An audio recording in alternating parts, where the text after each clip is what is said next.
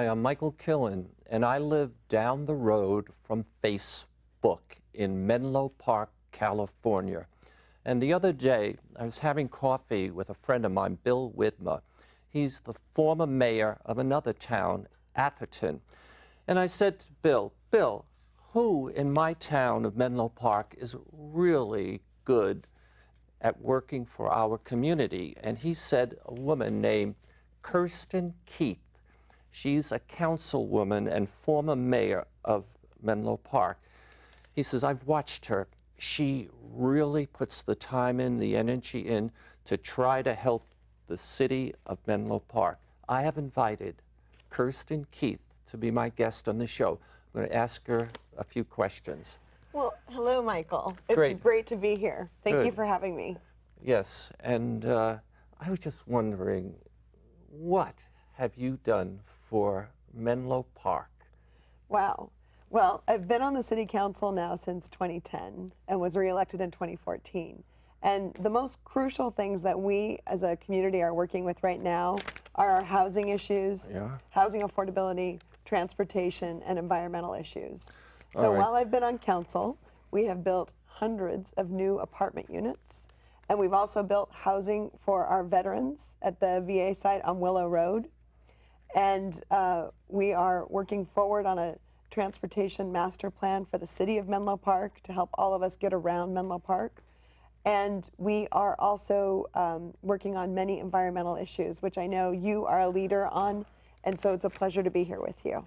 Okay, so I heard three things: housing, transportation, and the environment. Yes. Those are certainly important issues. And when I get in my car and go out, I see buildings going up everywhere. And is it true that Facebook may double the population of Menlo Park, or is that an exaggeration? I mean, I think as Facebook is growing in Menlo Park, there is a gradual growth that is occurring.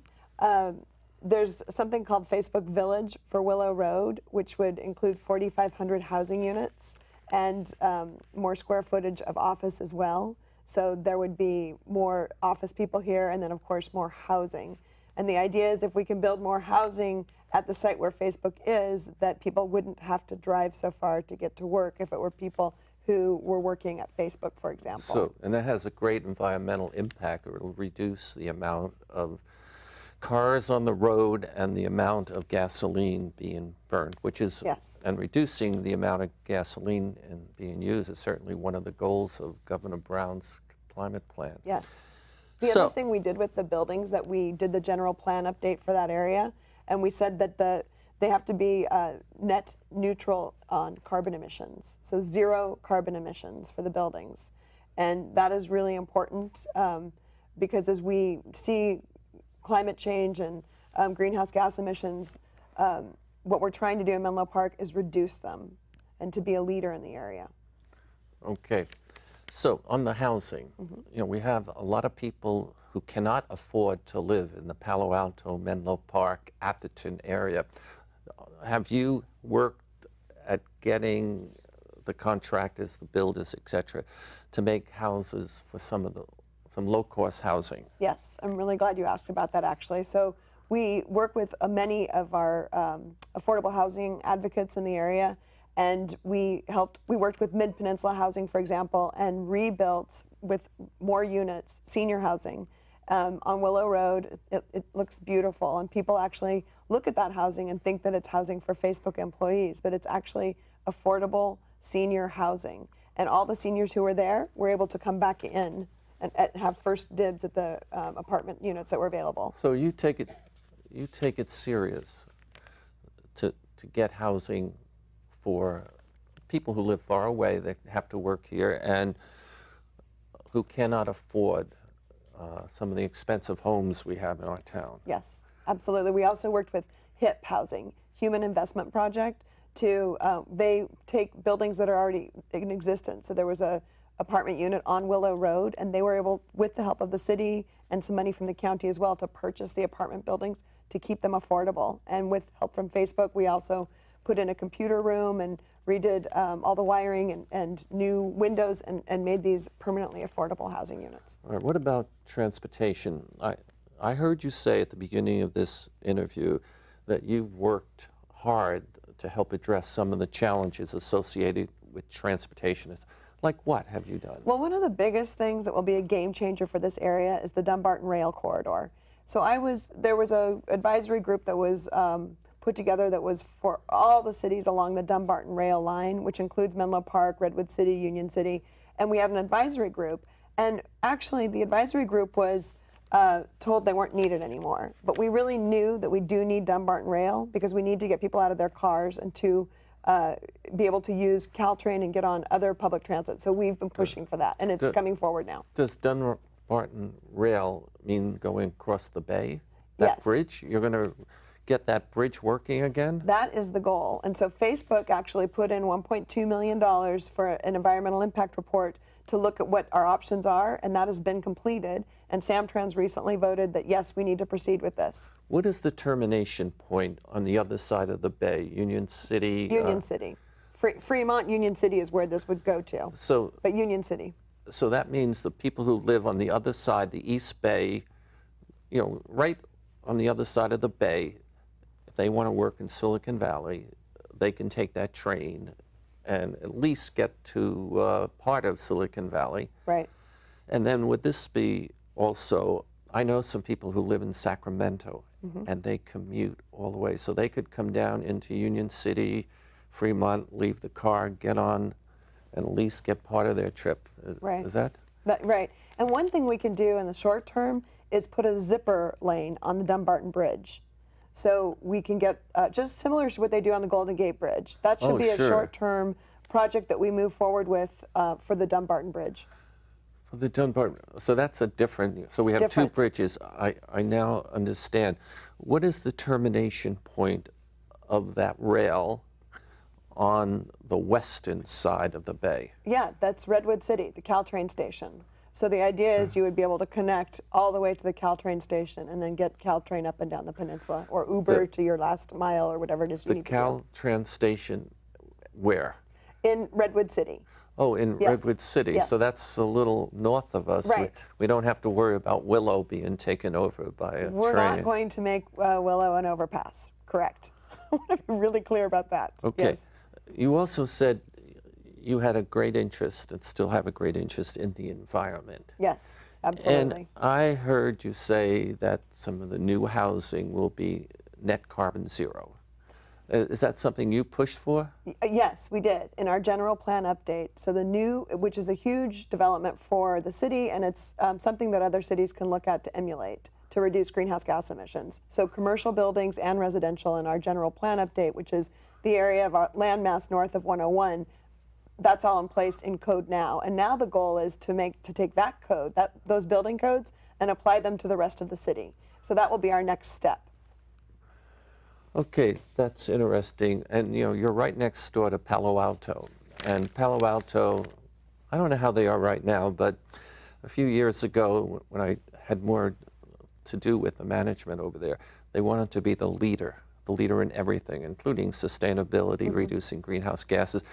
Do you compete with them? We absolutely do. And I want to give a big shout out to Menlo Spark and to Chris DeCarty and Mitch Slomiak and our environmental quality commissioners who really care about these issues and created Menlo Spark to help Menlo Park become a leader in reducing greenhouse gas emissions. And we are. We're a leader now.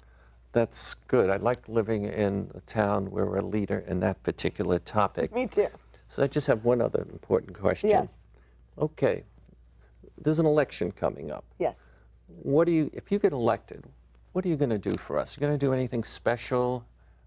Yeah, I mean, I have a strong track record now that anybody can look at where I care about the environment, sustainability issues, making sure we have safe routes to school, that we're increasing our bike and ped improvements all across the city with our Oak Grove Bicycle Boulevard project, and hopefully we'll get some more bicycle boulevards going in Menlo Park.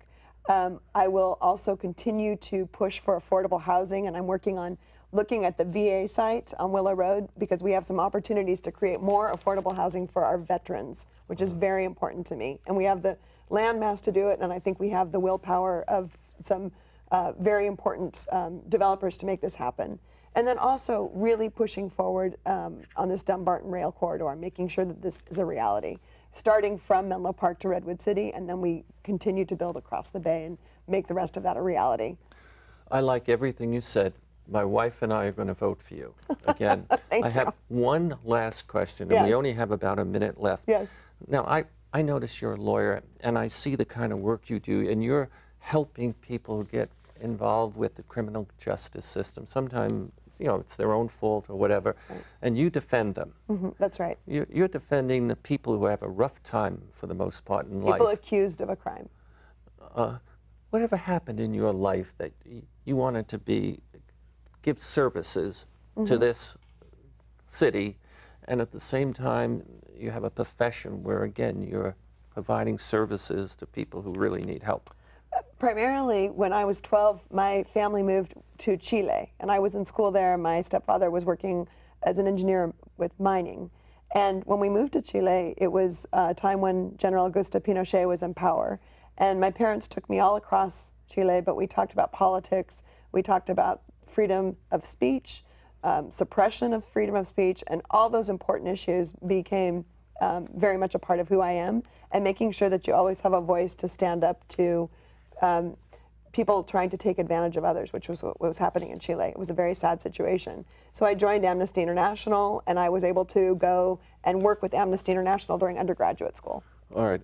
I want to say you have been a wonderful guest. I'm glad I got to know you better. Thank you. And good luck with the election, but you got my vote, my wife's vote. And I look forward to coming and right. seeing some more paintings. All right, thank you Thank very you. much. Take care. Bye. Bye. So, that was Kirsten Keith, a councilwoman who's again running for election, and I'm impressed with her. And as my next guest takes the seat, I just want to share all of the paintings behind here are my paintings, and I mostly paint important issues of our time. And my guest now is Navida Butler. And first of all, thank you for being here. Thank you for inviting me. And you know, I have a little problem with your name, you know, saying okay. it, Navida Butler, forgive me. But I want to say, you in a way have been a hero of mine, because I have known about you for about 20 years. I had a foster son, Jimmy Landrum, and he was always talking about his friend and his mother and grandmother. And now you tell us what your organization that you've helped run for many years, what the name of it is? Ecumenical Hunger Program, and it's a nonprofit founded in 1975 to help families with food, clothing, and household essentials. Okay, so how many years have you been working in that area? I've been involved since 1975 when it was founded. I became the executive director in 1981 up until 2008 when I retired, and I've been back since 2013 working still there helping families in need. Okay, so you retired, but you're such a young lady, and that's quite amazing. Now, what are the three most important services the Ecumenical Hunger Program provides the community? I think the three most important services that's provided is what we started out doing, providing emergency food to families. But we found in providing emergency food, there's so many other things that families need. So now, along with emergency food, we provide household essentials, lots of time listening, that's so important, and furniture. We do furniture, dishes. If you can use it at home, I always say we can use it there. And what's the third most important thing you do? The third most important thing, I think, is finding out the needs of the community and trying to provide that service with respect and dignity, helping our neighbors move from hunger to hope. Okay, I'd like to go back. Am I correct? The very first thing you said about the services you provide, emergency services. Yes. Emergency services consist of what? mainly emergency food. And we started out figuring out we would do emergency services. And we realized some of it is ongoing. You're working with a lot of families that are disabled, mentally ill, no income whatsoever. So it had to be, instead of just saying emergency services, we provide the services. And mainly emergency food, sometimes blankets, a pair of shoes. People come in the wintertime sometimes, no shoes, not even a blanket to sleep under if they're homeless. And so that's why we say we're trying to move them from hunger to hope. Okay, so I just want to say I really believe it's important to have emergency food, and on an ongoing basis. You know, there are a lot of good people out there, but also, and the handicapped folks and the people who lose their jobs and whatever. So it is really, truly wonderful that there is a place in this community you can go to get emergency food, and you give it away. Is that correct? Yes, we don't sell anything, and we're so thankful to have so many wonderful people out there and volunteers. You know, we're nonprofit, no government funding, and all of our services is provided free of charge. Also, you find out if you work with families and listen, you find out other needs, and that's sort of how I met your adoptive son. Okay, good. The second major area that you mentioned, it's providing essential other kinds of services like some household goods, furniture, and we give out quite a bit of furniture now. And see, we really started out, I don't know if you know the history of EHP. We started out in a closet with just food that we gleaned from garbage cans and dumpsters. Now we're part of the food bank, and doing that is when we realized we needed clothing, we needed beds for people to sleep on. It's not unusual to have someone come in and say, I've been sleeping on the floor for months. And the latest thing is that I've been doing is families coming in that have just, thank God, they found housing. And so sometimes, they've been homeless. Some of them have been homeless for years, and they found housing. And so you're trying to help provide the total household full of furniture. I have one family had 8 children, and we were able to come up with furniture, living room furniture, sofa, and even a TV for the kids. It's wonderful what you do. So, point number 1, emergency food, right? Number 2, some other services such as providing furniture, plates, and other things to help. Forks and spoons. to help people who have an apartment or a home, whatever, to at least have a bed, etc. Yes, and you know the other thing that's important in doing this kind of work is knowing what resources are available. We can't do it all by ourselves, and so you make a lot of referrals. I made several referrals today to Facebook, keeping your ears open, hearing what's available, who's hiring, and trying to get our families to become self-supported.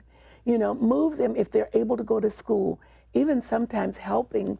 We've got a lot of kids going back to college, and so helping with a microwave if there's got a chance to stay on a dorm, sometimes a mattress, the blankets or sleeping bags, just if they've gotten in college, helping them to stay there.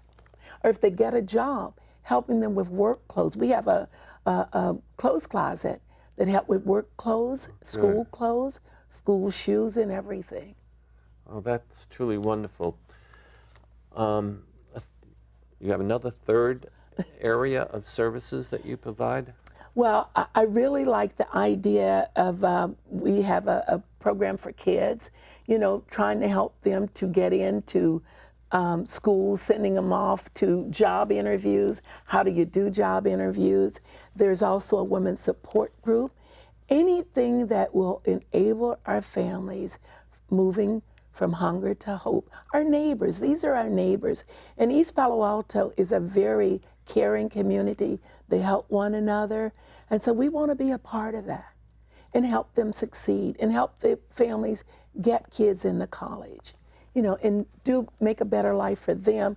as the families say, than the life that they had themselves. So the schools are about to open again. Yes. And so this is a special time for your organization to go and maybe help find the books, the pencils. Backpacks. The backpack, yeah, that's crucial. And school supplies, backpacks, and they're very expensive. The calls are coming in. Do you have any backpacks? Do you have any back to school clothes? We're part of a program called My New Red Shoes, but it can only help so many people. Yeah. And so we're signing people up. They're signed up for that already, but people are still signing up for backpacks and back to school clothes. If somebody wants to avail themselves of your services, or if somebody wants to give you a donation, where do they go? They can either look online at ehpcares.org, or I love to have people come over, visit the office, and see what we're doing. And we're located at 2411 Pulgas Avenue, East Palo Alto. The zip is 94303. Come over and see how your dollars are being spent. You know, come and volunteer. Yeah, forgive me if I don't do that, but I think it has something to do with I have a heavy schedule. But when you talked about interviewing, helping people interview, if you invite me someday when you have a group of people who are going out on interviews, yes, I would come over and I would like to share some of my knowledge and wisdom on how to approach an interview. Yes. Together. We would love to have you do that. We would really love to have you do that. You know, not only do we help young people find, you know, jobs and everything, we also have a program called Ask the Lawyer that's once a month. Oh, and people really? can come in. We have a lawyer that donates his time, and people can come in with problems and ask that lawyer and get referrals at no cost. Oh, so you could, you know, you met Kirsten Keith. I heard what she said. And she shouldn't have said it in front of me. Yeah, I saw your writing or getting, that's Yes. wonderful. I mean, it's a knack of identifying resources. And there are a lot of people who have resources, intellectual resources, experience, Yes. not just money, who like to help. Yes, and we love matching donations with people that are in need. I've had families, I had a family once that had a child at Stanford with cancer, no car, and we were trying to find a car to get them to work and to Stanford, and we were able to locate an automobile. We take those too. We are nonprofit, tax exempt. Matching clothes, larger size clothes and shoes. Some of our young people now, in even grade school, size 13, 14 shoes. They're hard to get. Larger clothes, 3X and everything, harder to get. So we love trying to find those resources. Yeah. Now, earlier you mentioned you do a lot of referrals. Yes. So somebody comes in and they have needs, and you can't fill them all, but you have contacts, knowledge of where other help can be found. Mm-hmm. And sometimes, you know, I've thought about that problem, you know, the homeless, Yes. you know, where do they go to get help? And, you know, help is not necessarily one place, but it's a place where they can be referred. And I think that's truly wonderful, what you do. You know, we realized very early with Ecumenical Hunger that having a one-stop umbrella, our program provides a lot of services right there at that one stop, but there is still a real need to make those referrals for housing assistance. I made several today trying to find assistance with rent. I have a woman that have everything but $800 trying to find that, and there are some agencies that will help, and so we make those referrals out there. Okay, so when I look at you and I listen to you, I see a person with a big heart, and not just a big heart. You got your act together intellectually, and you're obviously using your talents and energy to really make a difference, help people in the community. I'd like to know what happened, if anything, when you were a little girl, or more than a little girl, that motivated you to help other people? Well, we were very poor coming up. I'm from the South. My dad was a sharecropper. And then moving, he gave us all away. And I kind of married into some of the same thing, my first marriage. And I ended up running away from home and coming to California with 3 kids. I was homeless. And I've been where a lot of those families are that come in there. And I can understand their plight. I've worked in a factory. I've done day work. I've worked in an office, but I have a sense for all of it and really respect the families that come in. And if you want to get respect, you have to give it to them. And I love meeting families where they are and not looking down on them. The other thing too, you don't realize working with families how much you get from them, and you learn from them. And so I've been blessed to be in a position to work where I work. Now, you made a remark before we went on the camera. I think it was sort of a compliment that I had and my wife had raised a foster son who was on the street for, I don't know, 10, 12 years. And you said, well, it was so nice of you to do that. Yes. But I got a lot out of it. Yes. I enjoyed the youngster. I enjoyed being part of his life as he grew up. So I got a lot out of that relationship. And see, I think that's what sometimes people don't understand. Working with families that are in need, seeing their struggles, seeing their progress, and what it does, the enrichment it brings to your life, and playing a part of that progress. I've been around long enough to see some of the kids grow up, have gone to college. We got families where the kids have gone to college and have gone to Stanford even. That's a blessing. One more thing, if somebody wants to send you a donation, where do they send it to? They send it to the Ecumenical Hunger Program, 2411 Pulgas Avenue, East Palo Alto. All right. My guest has been Nevida Butler. And I want to say it's been an honor to spend time with you. And I want to thank you for coming on this show. It's been an honor talking with you, and thank you for what you do in this community.